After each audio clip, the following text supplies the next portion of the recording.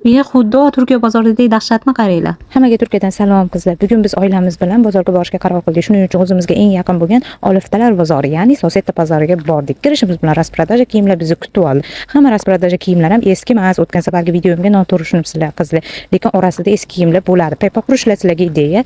Undan keyin arzon narsalarga e'tibor bersanglar, o'zi eskiligi bilinib turadi qizlar. Prosta e'tibor bermasdan olib qo'ymanglar degan maqsadda aytdim-da. Krossovkachilar sizlarga ham ideya, soatlar va ochkilarni nimaga doim xabarlar sotish menga juda ham qiziq. Chaqchuq, shaqshuq, shaqullalar ham bor ekan aga. 100 liralik arzongina pijamalar ham bor, Victoria's Secret qimmat pijamalari ham bor bozorda. Undan tashqari idish-tovoq har balo topsalar ham bo'ladi bunaqa bozordan.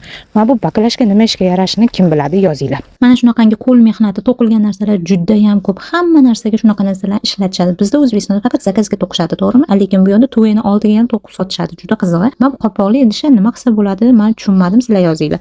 Shuncha yil Turkiyada bo'lib bunaqa razillikni umrimda birinchi marta ko'rishim. Kallasiga kiyib olgani yetmaganda men bunaqani to'qib sotishiga nechi.